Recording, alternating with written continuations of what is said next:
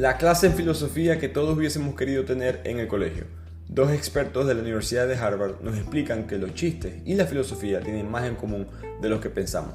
Aprendamos sobre esta rama del conocimiento a través de los chistes con el resumen del libro Platón y un ornitorrinco entran en un bar. Arranquemos con este episodio del podcast que resume libros Bibliotequeando. Les hablo su anfitrión Ricardo Lugo, como siempre en las redes @bibliotequeando. He estado pensando en cómo puedo darles más valor a ustedes, resumir más libros, crear más contenido. Y hemos decidido básicamente que pronto, todavía no, pero pronto vamos a tener una versión exclusiva de los episodios donde la gente va a poder tener acceso a los episodios en versión PDF, votar por los siguientes libros, tener conversaciones conmigo y básicamente una mayor cantidad de libros resumidos al mes. Seguiremos con estos episodios gratis para todo el mundo en la plataforma, eso no se va a acabar, pero vamos a tener más adelante o próximamente más episodios para ustedes.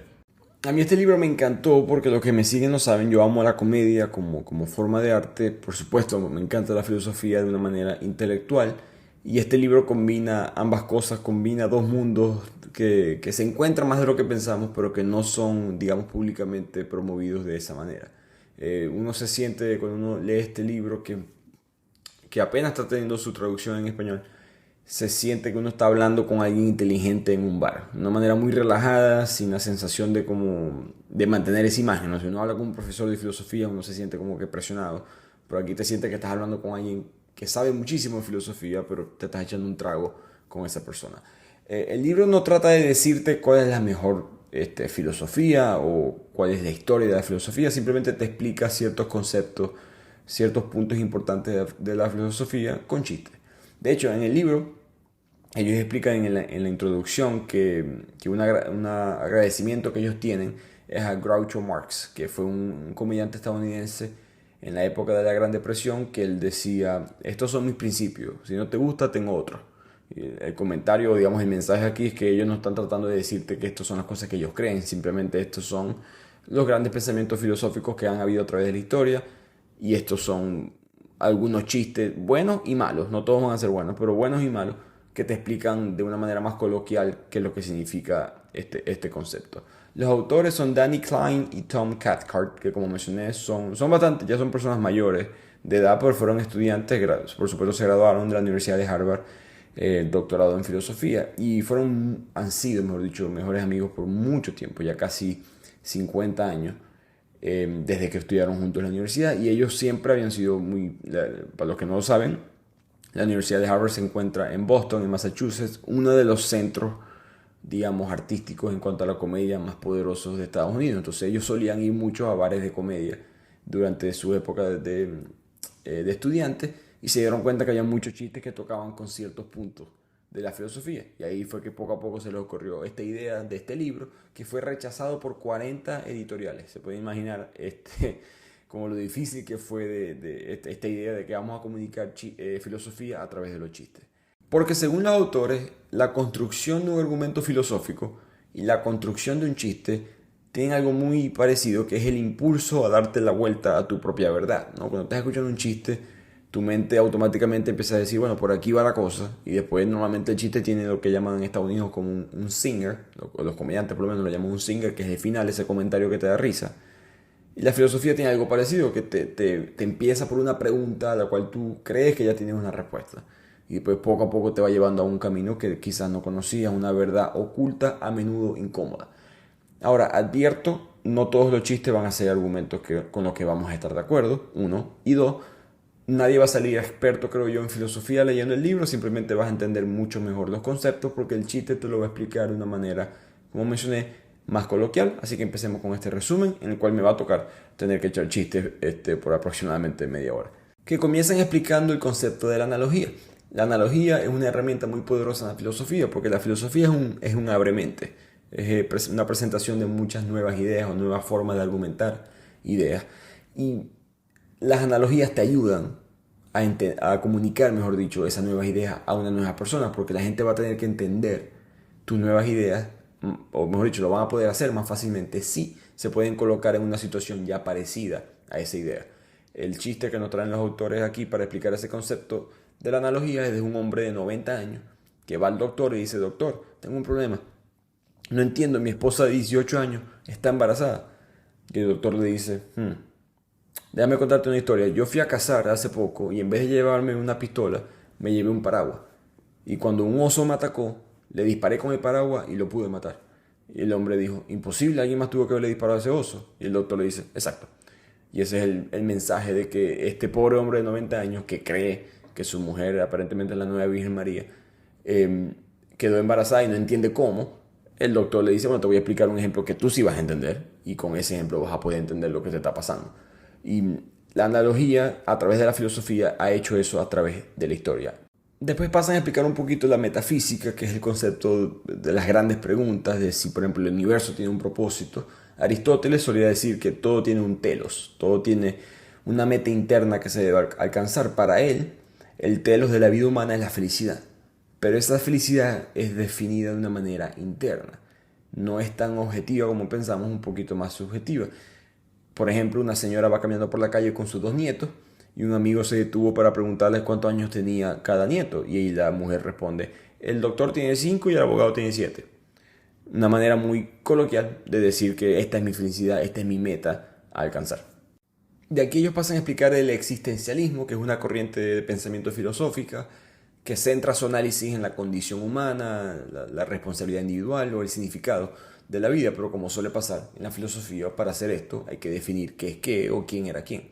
Lo que Aristóteles decía era que hay una distinción entre las propiedades esenciales y las propiedades accidentales. La manera que él expresa esto es que las propiedades esenciales son aquellas que sin las cuales esa cosa no sería lo que es. Y las propiedades accidentales son esas que determinan cómo es una cosa, pero no necesariamente lo que es esa cosa. Por ejemplo, Aristóteles pensó que la racionalidad, el tener la habilidad de poder pensar racionalmente, es algo esencial para un ser humano. Por lo tanto, eso es una propiedad esencial. Dado que Sócrates era un ser humano, la racionalidad de Sócrates era esencial para que él fuera Sócrates. Entonces ese es el argumento que él sigue. Mientras que, por ejemplo, un elefante sin arrugas sería simplemente un elefante sin arrugas. Por mucho que muchos elefantes casi siempre están arrugados, no, eso no es una propiedad esencial del elefante, eso es un accidental. Lo esencial sería el tamaño, el color, ciertas cosas, por supuesto, más biológicas, más complicadas que eso, pero eso sería esencial, la trompa, para ser un elefante. Lo demás es un accidente. Cuando un hombre cumplió 70 años, él dijo, ¿sabe qué? Voy a cambiar mi estilo de vida, no puedo seguir así. Así que empezó a hacer ejercicio, una dieta estricta, trotaba, nadaba, hacía baños de sol y en 3 meses perdió 45 libras, redujo su cintura en 20 centímetros y ahora parecía un hombre, un modelo allá a los 70 años, bronceado, pelo deportivo, un hombre cambiado. Cuando salió de la barbería de hacerse un cortado nuevo, fue atropellado por un bus. Y cuando agonizaba estaba gritando, Dios mío, ¿cómo pudiste hacerme esto en este punto? Y después una voz del cielo le responde, a vaina Thompson, perdón, no te reconocí. Ese es un ejemplo de explicar de que es una propiedad accidental. Todas estas cosas, tu peso, tu cintura, cómo te ves, el corte de pelo, esas son cosas accidentales de quien tú eres, no son cosas esenciales de quien tú eres. Y de aquí pasamos al racionalismo, una rama de la filosofía que considera que la razón tiene prioridad sobre todas las cosas, que la razón es la manera como la cual uno puede adquirir conocimiento, a diferencia de, por ejemplo, los empiristas del empirismo, que sostienen que los sentidos son la mejor manera para conseguir el conocimiento. Pero los racionalistas, ellos piensan que hay una estructura inherentemente lógica con la cual uno puede conseguir verdades que el intelecto puede captar. Si sigues la lógica racional, tú vas a poder conseguir una verdad que no vas a poder tener ningún tipo de contradicción en contra de ella, específicamente en las áreas de la matemática, incluso la ética y la metafísica.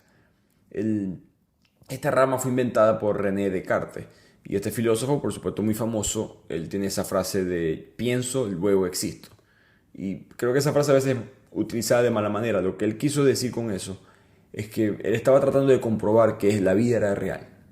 Vamos, ¿cómo sé yo, a través de la lógica, de una manera racional, cómo sé yo que lo que yo estoy viviendo es verdad? ¿Cómo sé yo que los sentidos no me están engañando? ¿Cómo sé yo que no hay cosas que quizás estoy adquiriendo de mala manera en cuanto a conocimiento se refiere? Y él se puso a pensar, digamos con términos más modernos, ¿qué si todo esto es inventado? ¿Qué si todo esto es una simulación? ¿Qué si el mundo verdadero es el reino en este mundo europeo más cristiano, el mundo de los cielos, etc. Él concluye de que, bueno, lo único que sé es que yo existo, porque alguien está pensando todas estas cosas que estoy pensando ahorita. Que si este cuerpo es de verdad, que si en verdad mi mente está en otro lado, que si lo que sea, es irrelevante. Lo que yo puedo determinar lógico y racionalmente es que yo existo porque yo pienso. Entonces, por eso de ahí viene la frase yo pienso, luego existo. Y la manera o el chiste, no es un chiste, es como una frase que los autores del libro nos quieren explicar lo que es un racionalista, es que ellos siempre viven entre un optimista y un pesimista. Es la mejor manera de entender lo que es un racionalista. No están ni arriba, no están ni abajo, siempre miran todo de una manera un poquito diferente. El optimista siempre te va a decir el vaso está medio lleno, el pesimista te va a decir que el vaso está medio vacío, y el racionalista te va a decir este vaso es el doble de grande de lo que debería de ser. Pero pasando del racionalismo, ahora pasamos al concepto de la eternidad y el infinito. Dos palabras que se usan bastante, pero la filosofía, como siempre, se pregunta varias veces qué es lo que en verdad significa. La eternidad es un concepto que es digamos, de la naturaleza temporal y se aplica a las cosas que son atemporales. Mientras que el infinito es un concepto que se aplica a las cosas que no se pueden contar ni medir. La religión y la filosofía utilizan mucho la eternidad. El infinito se usa mucho más para la matemática o la física. Aristóteles siempre imaginó que el espacio y el tiempo eran infinitos en extensión e infinitamente divisibles, pero él no creía que pudiera haber una infinidad de números, ¿no? O un cuerpo de infinitas dimensiones. Eso no era posible. Él llegó a la conclusión que el infinito debe existir, pero solo potencialmente. Mientras que en la filosofía clásica, la eternidad existe fuera del tiempo. No es infinito en el sentido que no se acaba, sino que no se puede medir. Tomás Aquino, por ejemplo, el filósofo o pensador religioso, cuando hablan sobre Dios, lo hablan de una manera mucho más eterna que infinita. Y esa es como una buena manera de ver la diferencia. Entonces, la filosofía abrió las puertas para que muchos científicos y físicos pensaran en el concepto del tiempo. Con estas ideas del infinito y la eternidad se abrieron mucho la puerta a los conceptos del tiempo ser relativo, muy popular, hecho por Albert Einstein, por supuesto. El chiste que utilizan los autores para explicar esto es que una mujer va al doctor y el doctor le dice te quedan 6 meses de vida. Y la mujer no puede ser, doctor, que hay algo que se puede hacer. Y el doctor, sí lo hay, te puedes casar con un profesor de contaduría. Y la mujer, ¿y eso cómo me va a ayudar a mí en mi enfermedad? Y el doctor, no, es que no te va a ayudar, pero van a hacer que esos 6 meses pasen bien lento. Obviamente el concepto de que el tiempo es relativo. Y de aquí los autores pasan a un tema que a mí me encanta. No me decido por ni un lado ni el otro. Siempre pienso que hay buenos argumentos de ambos lados, que es el determinismo contra el libre albedrío, ¿no? Que las acciones de los seres humanos son causas, o mejor dicho, consecuencias inevitables, o hay un proceso de decisión individual. Y este argumento se ve mucho en la política. Creo que los políticos o los medios no entienden lo filosófico que es el debate, pero es básicamente los grupos, por ejemplo, las sociedades, los países, actúan de cierta manera porque así es que decidieron actuar.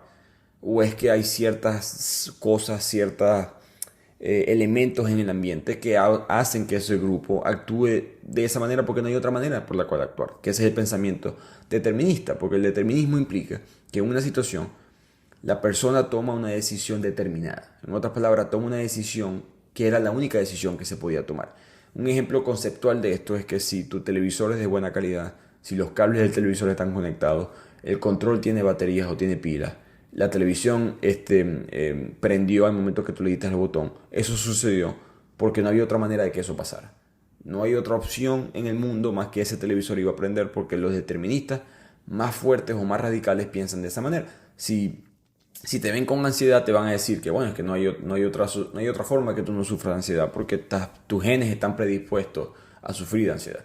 Todo es dado del ambiente. Hace poco le hicimos el resumen, bueno, no sé si hace poco, pero hace unos meses le hicimos el resumen al libro Armas, Gérmenes y Acero, un libro muy famoso en el mundo de la historia, que tiene este argumento determinista de que el ambiente decide por los grupos cómo es que actúan. Que si hubiésemos puesto, por decirte algo, a los europeos en Asia, los europeos hubiesen actuado de la misma manera que actuaron los asiáticos, y los asiáticos en África, los africanos en lo que es ahora América. No son los grupos actuando individualmente, es el ambiente decidiendo por los grupos cómo es que van a actuar.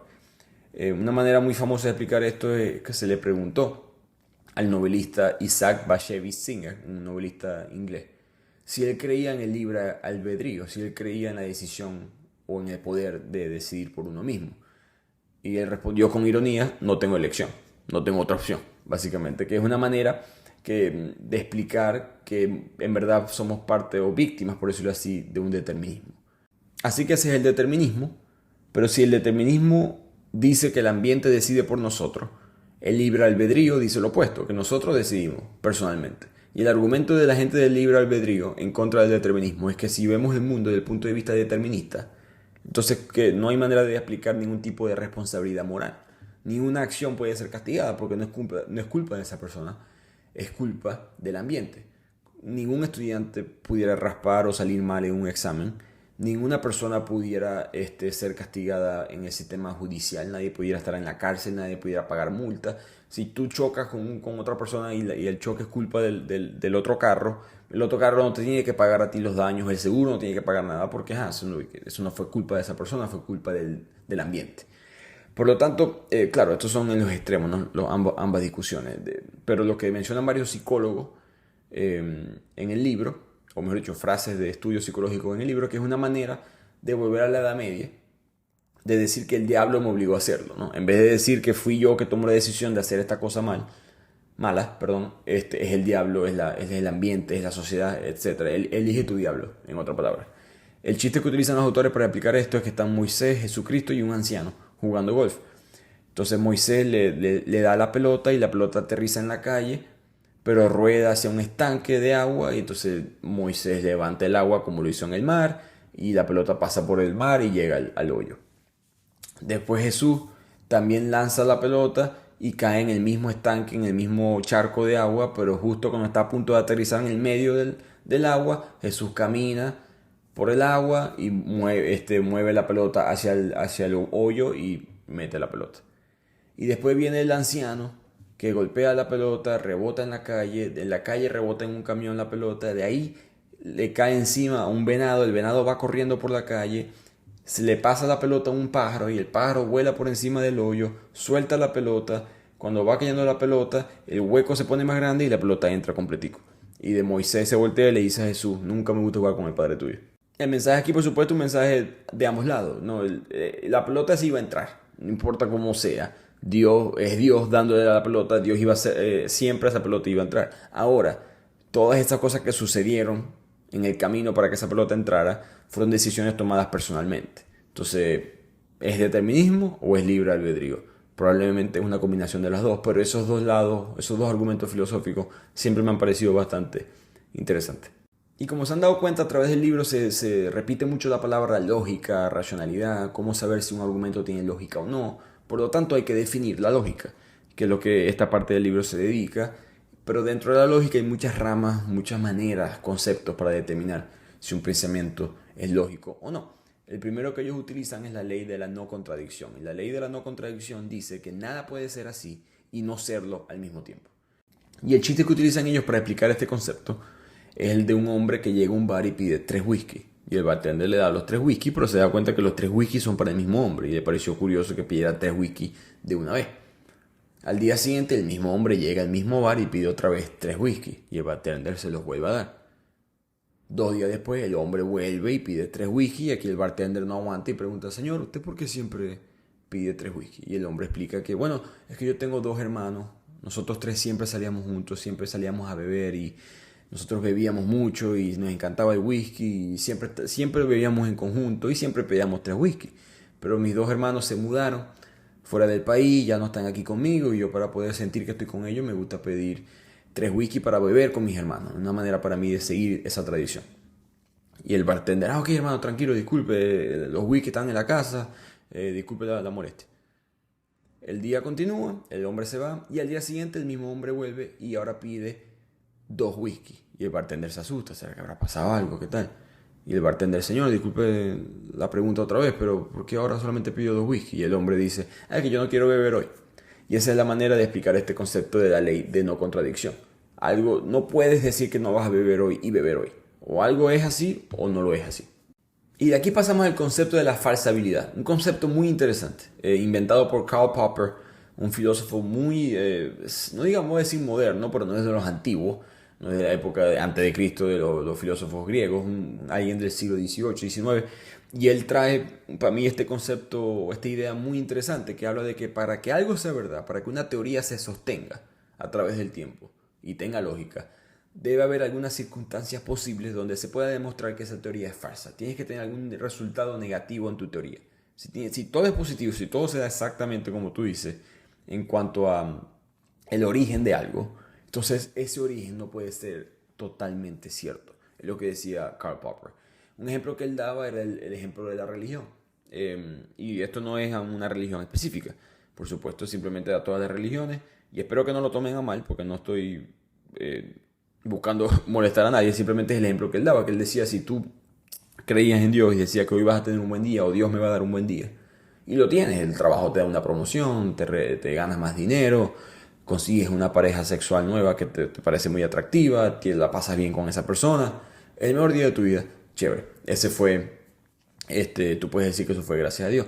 Si al día siguiente tú dices que también Dios te va a dar un buen día y resulta que pasa lo opuesto, llegas al trabajo, la empresa quebró, el bono que te dieron ayer ya no se va a dar, estás despedido, la persona con la que tuviste sexo la noche anterior te llama, tiene una enfermedad de transmisión sexual, etcétera, etcétera. Tú aún así puedes decir que hoy, el día de hoy fue parte del plan, que el día de hoy fue parte de lo que Dios quería para mí, y que si ese es el argumento, entonces no puedes argumentar, si dos consecuencias que son opuestas, hay una positiva y una negativa, aún así tú dices que todo fue gracias a lo mismo. Entonces ese origen de esas dos cosas no puede ser verdad. Porque tienes que en algún momento decir, ok, eso no fue Dios. En algún momento eso tuvo que haber sido otra cosa.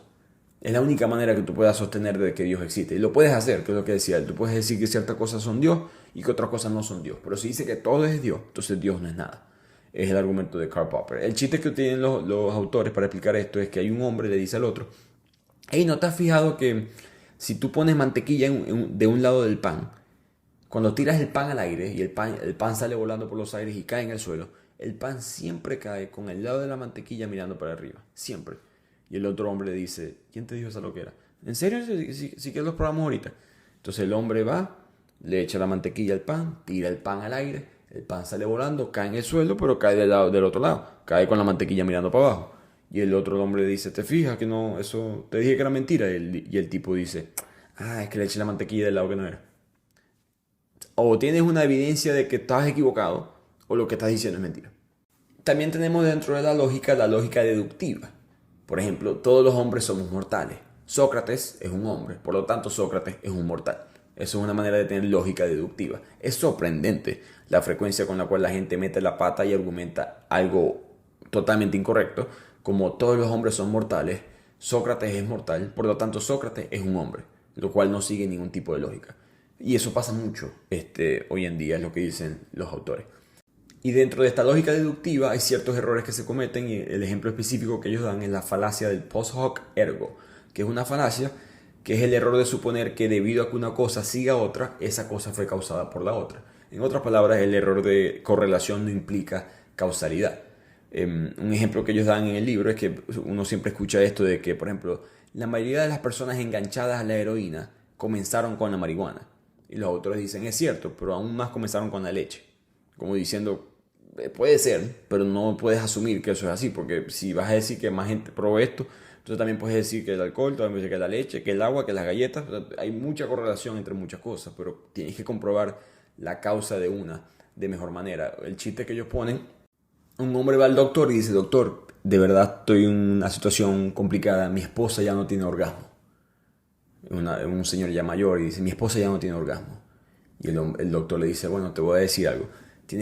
La próxima vez que vayas a tener sexo con tu mujer, llévate una toalla y sóplale en la cara. Cuando le soples en la cara, ya va a tener un orgasmo. Y el hombre va, tiene sexo con su esposa, le sopla así en la cara con la toalla, nada. La mujer no tiene un orgasmo. Al día siguiente el hombre va para el doctor y dice, doctor, no funcionó. Y él dice, bueno, ok, te voy a recomendar, esto parece que está grave, vamos a tener un nivel más. Contrata a un hombre apuesto que los esté viendo ustedes tener sexo, y cuando ustedes estén teniendo sexo, que él esté soplándole la toalla a los dos. Y el hombre dice, ok, doctor, listo. Entonces contratan a un chamo joven, está soplando así con la toalla mientras los dos tienen sexo y nada, la mujer tampoco tiene un orgasmo. El hombre vuelve al doctor, doctor, nada, no funcionó, mi mujer no tuvo un orgasmo. El doctor le dice, bueno, creo que te va a tocar el nivel más fuerte. Si de verdad quieres a tu esposa y quieres que tenga un orgasmo, vas a tener que dejar que este joven tenga sexo con ella y tú eres el que tiene que soplar la toalla. Y el esposo, sí, yo amo a mi mujer, yo hago lo que sea. Entonces se va para su casa, el joven está teniendo sexo con su mujer y el esposo soplando la toalla y fajado, soplando la toalla. Y poco a poco la mujer empieza como que a pegar gritos y empieza a tener un orgasmo y al final ella llega al clímax. Y ahí el esposo se para de soplar la toalla y le dice al joven, ¿te fijas? Así que se sopla una toalla, chico. Obviamente, el esposo cometió el pequeño error de pensar que la toalla era la culpable del orgasmo de su mujer. Y otra falacia que mencionan los autores en el libro es la falacia de Monte Carlo. La gente que apuesta, por lo menos los que apuestan bien, van a reconocer esta. De hecho, creo que mucha gente se sorprende de que esto sea una falacia. Creo que la gente no está tan consciente de que esto en verdad es un error. El ejemplo que ellos dan los autores es el ejemplo del casino. Cuando uno va a un casino, la ruleta específicamente, tienen unas pantallas normalmente que te dicen cuáles son los resultados anteriores. Si la vez pasada cayó el 26 rojo, el 27 negro, etc. Entonces tú puedes ver, mira, de las últimas 5 veces ha salido el negro 5 veces. Hay que apostar rojo porque tiene que salir rojo. Y es como que no porque un evento no tiene nada que ver con el otro, ¿no? La probabilidad no cambia. Si una moneda es cara o sello, puede salir sellos 10 veces seguidas. Sigue siendo la posibilidad 50% de cara o sello. No es un chiste, pero el comentario que se tiran los autores para explicar esto es que si te vas a subir un avión comercial y te da miedo que alguien traiga una bomba, entonces bueno, si quieres sentirte más seguro, llévate tú la bomba, porque entonces es menos probable que alguien más tenga otra bomba. Y esa es la lógica que estás utilizando al pensar que esas cosas funcionan así. Pasemos ahora al concepto del pragmatismo, que es un poco parecido al concepto de la filosofía utilitaria, pero radica o viene del filósofo estadounidense William James, que dice que la verdad radica en las consecuencias prácticas. En otras palabras, ¿qué puedo hacer yo con esto en la vida real? Digamos que la ley de la gravedad de Newton es verdadera, pero no la considero verdadera o no me importa, no porque corresponda con la forma en que funcionan las cosas, como realmente son las cosas científicamente, sino porque ha sido demostrada que es útil para predecir el comportamiento de dos objetos en relación entre sí mismos bajo distintos tipos de circunstancias. Esa es la importancia de la ley de la gravedad y por eso es que tienen algún tipo de valor dentro del concepto del pragmatismo. El chiste que cuentan los autores es que hay una mujer que va para la policía y denuncia que su marido ha sido desaparecido. Y le piden la descripción de su marido y dice, bueno, no, él mide 1,85 m, bien formado, músculos, cabello grueso, pelo rizo. Y su amiga que está con ella le dice, ¿de qué estás hablando? Si tu marido mide 1,65 m, es calvo y tiene una barriga enorme. Y la mujer dice, ¿pero quién va a querer recuperar a ese? El concepto es, bueno, el pragmatismo, no me interesa, obviamente, mi marido de verdad, porque no me sirve, prefiero este que estoy inventando. Así que el pragmatismo es una manera de determinar la utilidad, o mejor dicho, que la realidad de algo a través de su propia consecuencia práctica. Al mismo tiempo existe la fenomenología, que es un concepto filosófico que trata de determinar la verdad a través de la experiencia humana. Yo determino si algo es verdad, si podemos experimentar lo mismo de manera, entre comillas, objetiva. El chiste que utilizan los autores para explicar esto es que hay una mujer que va a hablar con su ginecóloga y le dice, doctora, tengo un problema, ya mi esposo no me excita, me está costando. Y la doctora dice, ok, tranquila, yo voy a hacerle un análisis a ambos, tráigase mañana a su esposo y así podemos analizar la cosa. La mujer llega al día siguiente, se trae a su marido, la doctora le dice al marido, señor, por favor, ¿se puede quitar la ropa? El señor se quita la ropa. La doctora, ok, ¿puede dar unas vueltas, por favor? Y el señor da su vueltica, desnudo ahí en la oficina. Ok, listo, se puede poner la ropa nuevamente. El hombre se sale del consultorio y la doctora le dice a la mujer, tú estás en perfecto estado de salud, porque a mí tampoco me excita el hombre ese. El ejemplo, por supuesto, de este chiste es que la doctora también sintió la misma experiencia, el mismo fenómeno que sintió la esposa. De una manera, por supuesto, cómica de explicar el concepto. Algo que debo aclarar, que aclaré al principio, pero quiero dar un poquito más de detalle. Todos estos chistes, por supuesto, no todos son el mejor chiste de la historia, no todo el mundo va a estar riéndose por carcajada por minutos, pero son buenos para explicar el concepto filosófico, pero recordemos que son escritos para un sentido de humor de otra cultura. ¿no? Es muy difícil, otro idioma en total. Todos estos chistes están traducidos. Yo leí este libro, fue en inglés. La publicación en español, de hecho, es bastante difícil de conseguir. El libro va a ser más fácil de conseguir en inglés. Por lo tanto, he tenido que cambiar ciertas palabras, ciertos ejemplos para que traduzca mejor, tratar de traducir mejor a la cultura nuestra, que considero yo es muy difícil de hacer. Así que me disculpan si algunos chistes no se traducen bien o si piensan, mi Amazon da cero risa, ¿qué tal? En parte es porque estos chistes son para otra cultura. Pero pasemos a otro concepto filosófico dentro de la ética, que es la virtud platónica, que nos dice que el sentido de la vida es tener la principal virtud, que es la sabiduría. Platón, de ahí viene el nombre de virtud platónica, definió la sabiduría como la comprensión de la idea del bien. Si tú sabes comprender lo que es el bien, tú vas a ser la persona más sabia. Al ser la más sabia, va a tener la mayor cantidad de virtud en tu vida. El chiste que utilizan los autores para explicar esto es la de un genio que le ofrece a un profesor de filosofía 3 bendiciones. O mejor dicho, le dice, tienes que elegir una bendición de estas 3 que te voy a ofrecer. Entonces el genio le dice al profesor, puedes elegir sabiduría, belleza o 10 millones de dólares. Inmediatamente el profesor de filosofía dice, dame sabiduría. Y entonces cae un relámpago, el profesor parece como que transformado, la magia, y se cumple la bendición, y ahora el profesor de filosofía es el hombre más sabio del mundo. Así que se sienta, se pone a pensar en la vida, y mientras está pensando le llega un estudiante y le dice, profesor, ¿en qué estás pensando? Y el profesor dice, debí de haber elegido los 10 millones de dólares. Creo que ese fue un pequeño chiste de los autores para como que criticar un poco el argumento de la sabiduría. Pasemos ahora al utilitarismo, que es este concepto utilitario de que la rectitud moral de un acto, el valor de un acto está determinado únicamente por su consecuencia. El chiste que utilizan los autores, utilizan 2 chistes muy buenos, buenos en teoría, para explicar este concepto. Una mujer va caminando por la piscina y se da cuenta que hay un hombre muy guapo, está en la piscina del country club, un hombre muy guapo, joven, con los cuadritos, los abdominales, y se le acerca y le dice, oye, yo creo que nunca te haya visto por aquí. Y el hombre dice, no creo que me hayas visto, acabo de salir de la cárcel, primera vez, después de 15 años. Y la tipa dice, oh Dios mío, 15 años, ¿por qué? ¿Qué hiciste? Yo asesiné a mi esposa. Y la mujer dice, o sea que estás soltero.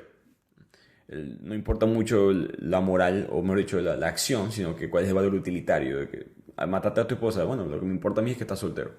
Y es una manera de explicarlo. El otro chiste es el de un hombre que entra a un bar y ve a una mujer atractiva y le dice, ¿te acostarías conmigo por $1.000.000? Y la mujer, $1.000.000, bastante dinero, yo creo que sí lo hago. Y el hombre le dice, cambio de opinión, ¿por qué no lo hacemos por $20? Y la mujer le dice, anda y piérdate, ¿quién crees que soy yo? Y el hombre le responde, no, es que ya sabemos quién eres tú, lo que estamos ahora es debatiendo el precio. El concepto de, bueno, utilitariamente ya yo definí de una cierta manera qué es lo que tú eres. Y de aquí pasamos al emotivismo, un concepto de la metaética, que dice que en vez de preguntarte a ti mismo qué acciones son buenas, deberías preguntarte qué significa decir que una acción es buena y que tus emociones van a determinar esa verdad. El chiste que utilizan los autores para explicar esto es de un hombre que el año anterior no había pagado los impuestos por completo. Mejor dicho, reportó que había tenido menos ingresos de lo que en verdad tuvo, por lo tanto él le robó impuestos o dinero que le debía de pagar como impuestos al gobierno. Y esto no lo dejaba dormir, no podía vivir una vida normal con esto, así que él le manda una carta a la oficina del gobierno de los impuestos y le dice, querido gobierno, no he podido dormir todas estas noches sabiendo que he hecho trampa con mis impuestos sobre la renta, les mentí sobre mis ingresos, así que aquí les adjunto un cheque por $150. Si después de mandar este cheque todavía no puedo dormir, les mando el resto. Este chiste, por supuesto, es una manera sarcástica de representar que lo que tú sientes se puede convertir en realidad. Pero pasemos ahora al último concepto dentro de la ética en este libro, que es la ética de la situación, que nos dice que para determinar si algo es ético o no, todo va a depender de la combinación peculiar de los factores en esa situación. En otras palabras, no hay respuesta correcta para un caso general. Siempre las respuestas van a ser cada caso específico. No puedes decir, esta es la manera de criar a los hijos, esta es la manera que se debe tratar a tu pareja. Todo depende, bueno, quién es la pareja, quiénes son tus hijos, cuál es tu estatus socioeconómico, familia, valores, etc. Y esos valores, esas combinaciones específicas determinan si algo es ético o no es ético. El ejemplo que traen los autores es de unos ladrones que se meten a robar un banco y alinean en la pared a todos los empleados del banco y a todos los clientes que estaban en el banco. las dos últimas personas que están esperando en la esquina para ser robadas, uno le pasa un reloj, el reloj que tenía puesto se lo pasa al otro, porque los ladrones están robando todo, están robando las carteras, las joyas, relojes, etc. Entonces la otra persona le dice a su amigo, ¿y este reloj qué es? Estos son los $50 que te debo. Una manera muy buena de explicar que, bueno, si tú hubieses entregado ese reloj para pagarle al amigo tuyo $50 que le debías, en cualquier otra situación hiciste lo ético, pero en este momento no es ético. Pasemos ahora a la filosofía de la religión, que la religión ha sido tocada un poquito levemente a través de ciertas teorías en el libro, pero ahora se van a enfocar en aspectos de la religión específica, de ciertos debates filosóficos dentro de la misma. Y para aclarar, los filósofos nunca han visto a Dios como un padre celestial. Si están leyendo sobre un filósofo, especialmente los filósofos de la antigua Grecia, que es 500 años antes de Cristo, aproximadamente, estos filósofos no se refieren a Dios de la misma manera que tú y yo nos referimos a Dios. Ellos no hablan de un padre celestial, ellos hablan de Dios como una especie de fuerza, parecido a la fuerza de la Guerra de la Galaxia en Star Wars, algo así. Ese tipo de, eso es lo que es Dios para un filósofo. Y uno de los debates, por supuesto, más fuertes bueno, si existe o no. Y los filósofos hace tiempo estuvieron de acuerdo diciendo que discutir esto es inútil. Es inútil que un creyente y un ateo discutan entre sí. Esto se debe a que ellos van a interpretar todo de manera diferente. ¿No? Es imposible traer evidencia de uno u otro lado porque siempre va a ser interpretada de maneras opuestas. Para argumentar algo, dicen los filósofos, tiene que haber algún tipo de espacio común, de terreno común entre los dos lados. Y estos dos lados no lo tienen, ¿no? Los ateos y los creyentes nunca encuentran una X en una discusión, ¿no? Si tú dices, ok, si tú dices que X es correcto, entonces también tienes que decir que Y es correcto. No hay una X en una discusión entre un ateo y un creyente, es lo que dice la filosofía. Ahora, dentro de este debate siempre ha existido un concepto que se llama la apuesta de Pascal, que es basado en Pascal, un matemático francés, que decía que era mejor vivir la vida como si Dios existiera. Por si acaso, una manera como de tener un seguro, pues, de que si llegas a las puertas del cielo y tú pasaste toda tu vida sin creer en Dios, es más fácil en verdad si dices que crees en Dios y después puedes vivir tu vida como tú quieras o lo que sea. Es mejor creer a que no creer en este concepto matemático de las apuestas, por decirlo así. Y el chiste que explica los filósofos para explicar esta apuesta es que hay una mujer que va para el banco y empieza a hablar con el banquero y el banquero le dice, señor, ¿y usted qué hace? Porque la mujer está depositando bastante dinero, como $500,000. Y ella dice, no, yo hago apuestas. Y el tipo, ay, ¿de qué tipo? Todo tipo de apuestas. Por ejemplo, te voy a apostar ahorita que mañana vas a tener te voy a apostar ahorita, perdón, $25,000 a que mañana vas a tener un tatuaje de mariposa en tu nalga derecha. Y el banquero como que, señora, ¿usted está segura? Yo no tengo ningún tatuaje, como que yo no me voy a hacer ningún tatuaje. $25,000 a que voy a tener mañana un tatuaje en mi nalga derecha. Y la mujer, sí, $25,000. Y el banquero, ok, listo. Se despiden, al día siguiente la mujer vuelve con su abogado para verificar todo. Y el abogado dice, este es él. Y ella, sí, este es él. Y el banquero se baja los pantalones para verificar. No tiene ningún tatuaje. Y el abogado dice, no puede ser. Y el banquero, ¿qué pasa? La mujer, mi cliente, me apostó $100,000 que yo iba a venir hoy y te ibas a bajar los pantalones. La mujer realizó una apuesta de Pascal, un seguro por si acaso algo malo pasa. Pasemos ahora a la filosofía del lenguaje, que es un tema que me llama muchísimo la atención, no solamente por la lectura, sino que desde que aprendí un poco sobre esto, hasta me asusta. Hay filósofos como Louis Wittgenstein, que sale en este libro, que habla de que el lenguaje en verdad nos atrapa, nos hechiza, es la palabra que él utiliza, porque nos puede engañar a clasificar erróneamente las cosas. Uno es víctima del lenguaje, el lenguaje nos permite expresarnos, pero tiene limitaciones, ¿no? Por eso es que los que hablan más idiomas pueden expresarse de mejor manera y son hasta a veces considerados más inteligentes. No es que lo son, es simplemente que tienen una mejor manera de poder expresarse y parte de la inteligencia puede expresar un pensamiento. Un ejemplo perfecto de esto es la palabra controversia. La palabra controversia significa en verdad, tiene varios significados. Específicamente tiene dos, que no son necesariamente opuestos, pero son diferentes. Y a veces yo digo la palabra controversia y la otra persona está pensando en el otro significado. Y esa persona me responde pensando que yo estoy hablando su significado y yo pienso que ella o él está hablando el mío. Y ahí es cuando el lenguaje, como dice Wittgenstein, hechiza, te enferma, te limita tu capacidad de pensar. En el caso de la palabra controversia, hay dos tipos de controversia. Vamos a decir controversia tipo A y tipo B. Digamos que la tipo A es cuando alguien dice un comentario, esta persona debería ser el próximo presidente, deberíamos de subir los impuestos, deberíamos pasar esta ley, esto está bien, así se crían los hijos. Esos son comentarios que son, en verdad lo que quieres decir es que son debatibles. La palabra debatible es más cercana a la realidad de lo que tú quieres comunicar. Pero dices controversia porque en verdad hay un grupo de personas que está contigo o en contra tuyo, que va a ser muy apasionada por ese debate. Va a reaccionar a tu comentario y por ende se dice que ese comentario, esa frase es controversial. No necesariamente porque es verdad o mentira, simplemente porque causa controversia en otro grupo de personas. Esa es controversia tipo A. Pero también está el controversia tipo B, que es un poquito más complicado. Digamos que elijan algún tipo de, digamos, religión. No quiero meterme mucho en la religión, pero es lo que me obliga aquí esta sección. Si tú piensas elijan la religión que quieran. Si yo digo que no hay evidencia científica de que el Dios en la cual esa religión cree existe, entonces ese comentario va a ser bastante controversial. Pero no es mentira. No, o sea, no es científicamente, no es mentira. Por lo tanto, es controversial en el sentido que hay gente que no le gusta escuchar esa verdad. Y eso es diferente a lo primero que yo dije. Y muchas veces eso pasa, especialmente en la política. Alguien dice, tal grupo dijo algo, tal persona tuiteó esto, tal persona dijo esto sobre este grupo, y eso es controversial. Y es como que, sí, pero no es mentira. No, es controversial en el sentido que hay un grupo de gente que no le gusta escucharlo. Un poquito irónico, por decirlo así, de que esto fuera un ejemplo, porque unas páginas antes, ellos estaban hablando de que los ateos y los religiosos no tienen en verdad nada que debatir porque no hay nada en común con los dos. Por lo tanto, el ejemplo de la ciencia y todo esto, si eres creyente, no lo tomes pesado. Los autores no están en contra de nada, simplemente te están dando un ejemplo. Creo que sin darse cuenta también de la filosofía de la religión que discutimos antes. Pero básicamente el concepto es que la manera en que tú hablas te pone dentro de un marco lingüístico y a veces no te das cuenta que eso te limita. Uno, y dos, que a veces estás en otro marco lingüístico diferente al que piensas que estás adentro.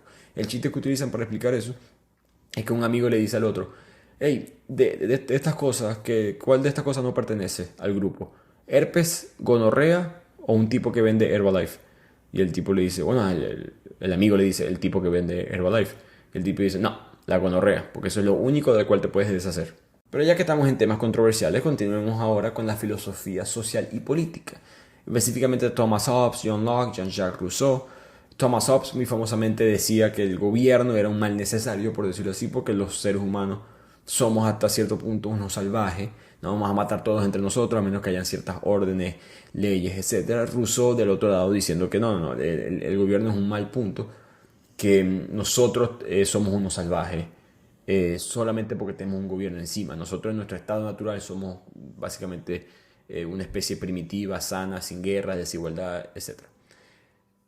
El punto que traen los autores en el libro es que siempre los filósofos siempre ha existido un intercambio justo entre los beneficios del Estado y los beneficios del individuo, perdón. Y eso siempre ha sido un debate muy fuerte en la filosofía. El chiste que ellos traen es que hay una mujer que demanda a un hombre por difamación, porque ella dice que él la llamó a ella una cerda.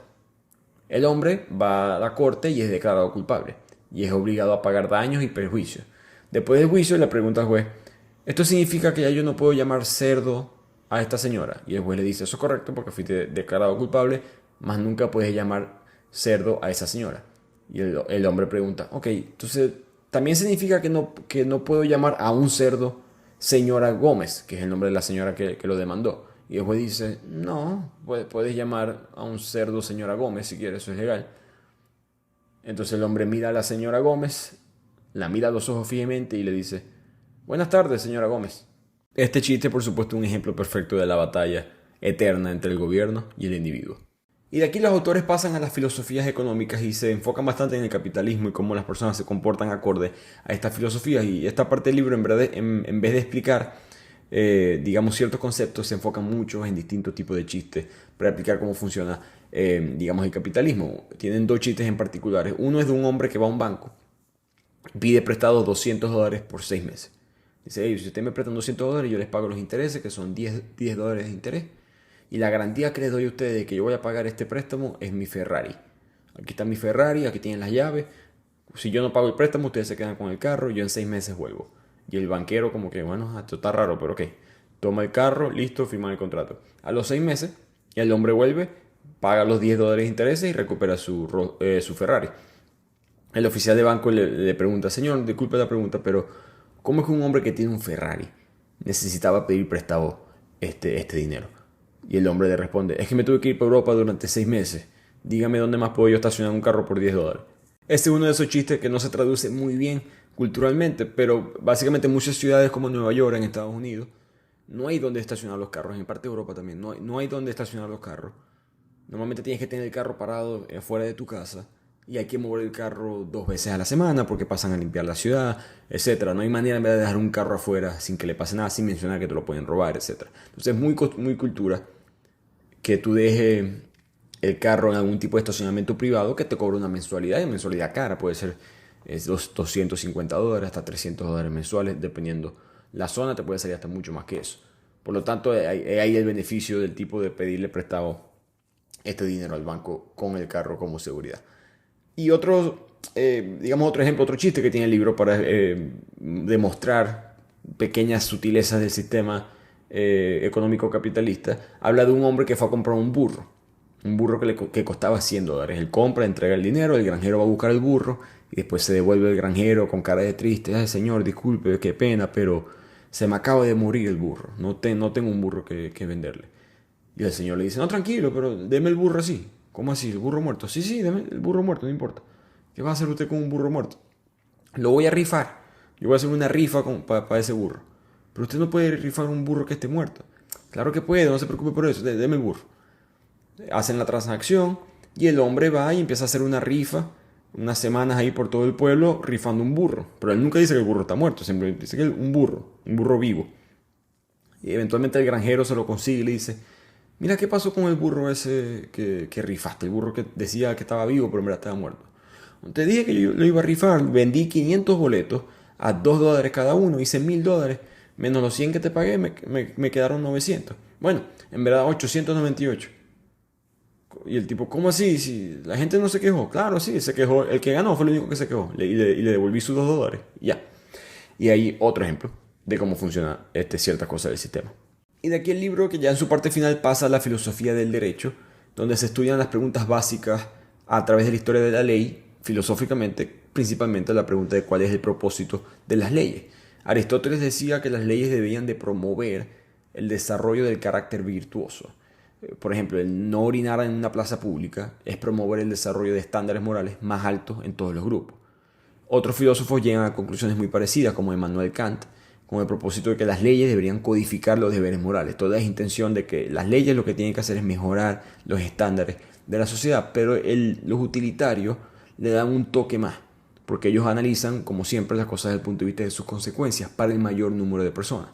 Por lo tanto, los utilitarios siempre estuvieron muy en contra del uso de la evidencia circunstancial dentro de las leyes, porque podía traer consecuencias negativas, como encarcelar a una persona inocente. Porque eso por un utilitario se ve muy mal, porque si una persona que es un buen ciudadano, respeta, es de esas personas que mantienen los estándares morales altos, lo pones en la cárcel, se quiebra el sistema. Tarde o temprano perdemos más de lo que estamos ganando. No solamente la persona mala continúa en la calle, por decirlo así, pero alguien bueno ahora le quita muchos puntos a la sociedad desde el punto de vista utilitario. El chiste que utilizan para explicar esto es una pareja que se va de vacaciones a un resort que es de pesca, que tiene un lago inmenso para pescar. Mientras él está durmiendo en la siesta, ella decide, mientras el esposo pues está durmiendo y tomando una siesta, ella decide montarse en el bote y ir hacia el lago. Dice, voy a leer un libro, a relajarme un rato. Cuando está tomando sol, le llega la policía al bote y le dice, señor, aquí no se puede pescar. Voy a tener que arrestarla. Y la mujer dice, pues, señor policía, pero si yo no estoy pescando, yo lo que estoy aquí leyendo. El policía le dice, señora, pero aquí usted tiene todo el equipo necesario. La caña de pesca, todas estas cosas, aquí está todo el equipo necesario. Así que voy a tener que arrestarla. La mujer dice, bueno, policía, si usted va a hacer eso, yo voy a tener que acusarle a usted de violación. Y el policía, señora, ¿qué violación? Si ni siquiera le he tocado. Y dice la mujer, no, yo lo sé, pero usted tiene todo el equipo necesario. Una manera de explicar cómo los utilitarios ven este concepto de que nunca debería estar preso una persona que es inocente. Y ahora llegamos al concepto de la relatividad, específicamente el concepto del conocimiento relativo. Lo que quieren decir los filósofos con esto es que nada es absoluto. especialmente en cosas culturales, temporales o sociales. Son simplemente un pequeño barco navegando en el flujo histórico de la sociedad, pero nada es exactamente como tú lo ves hoy. Tú puedes decir, por ejemplo, la cultura de tu país. Eso es algo que existe, por supuesto, pero la definición de la misma varía a cada rato. Los egipcios que consideran, por ejemplo, ser musulmán algo muy parte de su cultura, eso no era así hace 1000 y pico de años. Nosotros en Latinoamérica, quizás una de las regiones más creyentes fuertes del catolicismo, es muy parte de nuestra cultura, pero eso no era así hace 300, 400 años. De por sí, hace 500, 600 años nuestros países no existían. La cultura siempre cambia, la definición de la misma siempre está cambiando. Las bubucelas, me acuerdo, en el Mundial de Sudáfrica de fútbol en el 2010, eso es algo en verdad que la gente estaba diciendo que eso era parte de la cultura de Sudáfrica. En verdad eso empezó como en los 80, o sea, no es tan parte de la cultura. ¿Cuántos géneros musicales? Creo que el reggaetón es muy parte de la cultura puertorriqueña. Hoy en día, digan eso hace 40 años cuando era la salsa, ¿no? Las cosas van cambiando poco a poco. La definición existe, pero digamos, los elementos de esa definición siempre están variando. Un buen chiste para explicar esto que sale en el libro es que había un hombre muy rico, extremadamente rico. Nació pobre y se hizo rico, y él estaba muy triste porque ahora estaba en el lecho de su muerte y nunca pudo disfrutar su dinero y quería poder llevárselo al cielo. Así que empezó a rezar y a rezar y a rezar para poder llevarse parte de su riqueza al cielo. Y hubo un ángel que lo escuchó y le dijo: ¿sabes qué? Te voy a hacer el favor, te voy a conectar aquí con Dios para ver qué dice. Total que Dios le da como un permiso especial para que se pueda llevar una maleta grande, full de puras barras de oro, puras láminas de oro, puro oro puro, una especie de bloque de oro para llevárselas al cielo. Entonces cuando él llega a las puertas del cielo, San Pedro le pregunta: ya tiempo, tú no puedes pasar con eso, no puedes pasar con una maleta. Y el hombre dice: no, porque yo tengo un permiso que Dios me lo dio, tranquilo. Entonces San Pedro, déjame chequear. Va, se devuelve, chequea y dice: no, sí, perdón, mala amiga, sí, tienes un permiso. Pero puedes abrir la maleta rapidito para revisar qué es lo que tiene. Y el señor: sí, cómo no, ¿qué tal? Y orgulloso abre su maleta full de bloques de oro y San Pedro le dice: ¿trajiste ladrillos de concreto? La riqueza en un lugar es pobreza en otro. Como diría Einstein, todo es relativo. Y esta frase de que todo es relativo, dicen los autores, todo el mundo la dice, pero nadie la entiende. Es algo muy profundo, es algo muy parte de lo que significa ser un ser humano, pero no todo el mundo comprende lo relativo que es cualquier tipo de frase que uno diga en el diario. El ejemplo que ellos dan, que ellos una vez pidieron comida china, o como dirían los chinos, comida.